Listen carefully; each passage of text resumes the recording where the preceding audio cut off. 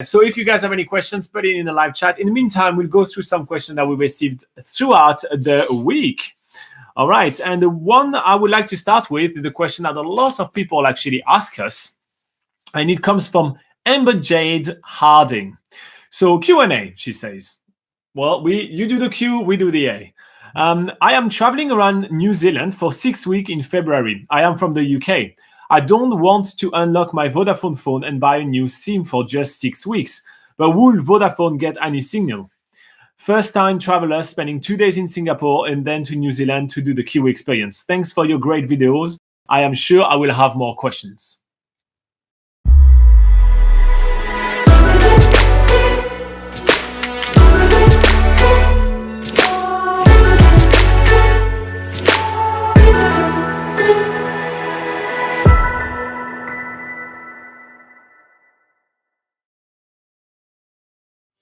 All right, so first up, you'll have more questions and you just put them in the comments of any of our videos and you're good with that.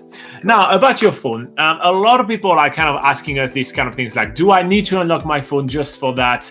Or, is there kind of a workaround which includes zero hassle for me to unlock, to be able to have signal and be able to stay in touch with people back home?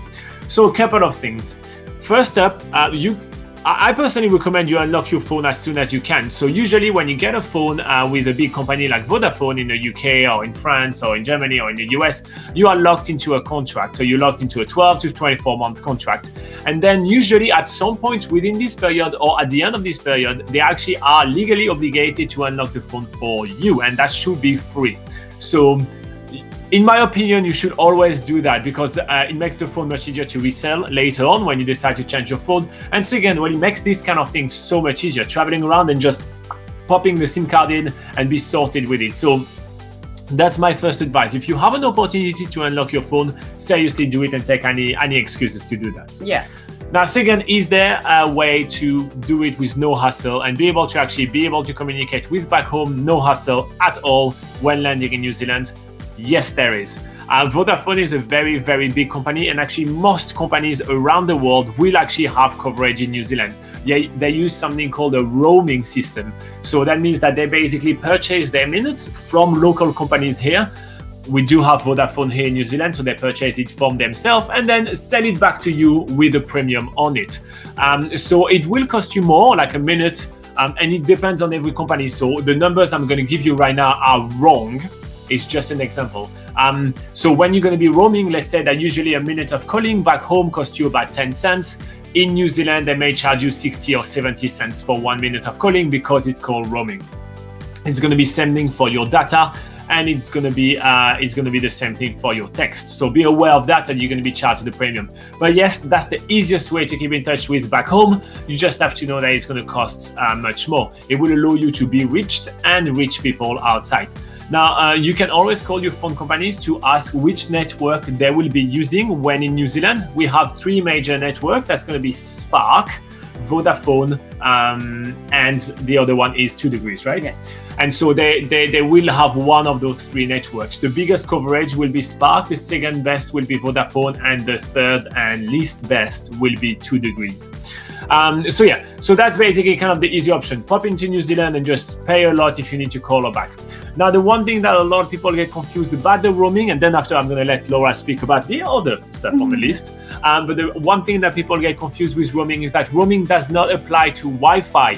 So if you connect to Wi-Fi in your accommodation or anywhere you are, in information center, in restaurants, in cafes, this is not covered by roaming, meaning that your Wi-Fi is always free. If you get Wi-Fi, it is free for you to use, so you won't be charged. So another good way to get back home is to literally remove your SIM card, so you don't have to pay roaming or anything like that, and you can still use your phone as a Wi-Fi device, meaning that you still can have it for free. You won't obviously be able to call or text. All right. You'll be able to do video calls and stuff. Yeah, you'd be able to Skype or to WhatsApp or to FaceTime or to Snapchat or to any of those all things. of those. All right, cool. Laura, we have some more items on the list. Yeah, so alternatively to roaming, you can get yourself a cheap phone in New Zealand if you don't want to unlock your phone that you use back home, or perhaps you actually come from a country where the mobiles actually don't work in New Zealand because you do need to have a certain, is it called GSM and Yes. frequency and all that? So if you, for instance, if you have a phone that wouldn't work in New Zealand, then your next best option, in my opinion, is to get a cheap phone with a New Zealand SIM card. And yeah, there's a lot of really cheap phones in New Zealand, and you don't really need to spend a lot. $20. About $20, yeah. So that way you can actually, make calls very cheaply, much more cheaply than in comparison to roaming.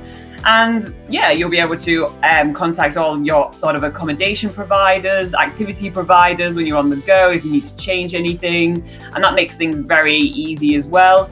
In terms of international rates, though, because you might want to call back home, it usually tends to be a bit cheaper to call with a local SIM card for international rates as well, rather than using your roaming for calling back home. So that's just another advantage as well. And also, when you're in New Zealand as well, you're often doing things a little bit more active. You're doing quite a lot of different activities where... That only happens to Laura. Just keep going with the story, but that's only to Laura. She's the only one breaking phones. Yeah. Oh no, I've seen loads of people break their phones in New Zealand. So because you're you're out and about, you're doing maybe a little bit more than the usual. There's more risk of your phone breaking, and with those super expensive Samsungs and iPhones and stuff that you can get nowadays, you really probably want to minimize that risk. And with a $20 phone that you've bought in New Zealand that you're probably not going to use again, you can probably, feel okay if you do break it. So that's another reason to also get a cheap local phone. Yeah, plus you do a good deed at the end of your trip when you're going to be either in Auckland or Christchurch, when you're about to fly off. Just leave your phone with a little note to someone, and then someone's going to find a phone, in a hostel or something, and you may just make their day. Now, the whole cost of doing that would be about... You were here for 6 weeks, right? So I'm thinking it's going to cost you get the phone, $20, and then a top-up card, which is kind of like, to put some credit onto it. That would cost you $40 at total with the phone and the card. And I think you'll have plenty enough. Otherwise, you can go for roaming. It really depends how much you want to use your stuff. One of the things you can be doing is to be really smart with your roaming, right?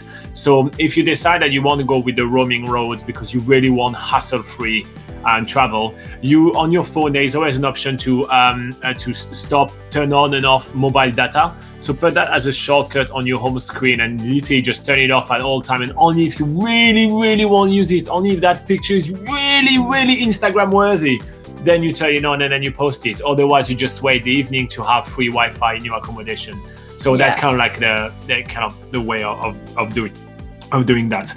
Now, quickly, before we wrap up this question, I'm going to tell you a little bit about where to find SIM cards and phones. So the SIM cards can be found in most convenience stores or small store called Dairy Shop in New Zealand, as well as every supermarket, and as well as any kind of other kind of shop like the Warehouse, for example, which is kind of the equivalent of a Kmart. What would it be in the UK? Wilkinson's. Okay, so the equivalent of your Wilkinson's. So we have there is those kind of shop all around New Zealand, and this is where you're gonna get phones and SIM cards. So that's the best place to go to because they're gonna be really cheap. And yeah, they're quite easy to access. If you do a Kiwi experience, you're probably arriving in Auckland, so there is literally one on Queen Street, so you can't really miss that. Yeah. So yeah, there is one literally in the main street of the main town. So when you arrive at your hostel, just ask where is the Warehouse, and they will point you out where it is, and then you can go buy your phone if you want to, and buy your SIM card if you want to. You can get all the top-ups there as well if you want to, so it's all super easy and it's very convenient to get. So yeah, there you go. That's where you can find all the phones and all that. We do have plenty of other videos about which one are the best networks and all those kind of things on this channel. And if you find this video useful, and if you guys are watching this live, or if you're watching a replay, click like and hit subscribe. It's a great way to say thank you for all our hard work. And obviously some links below in the description.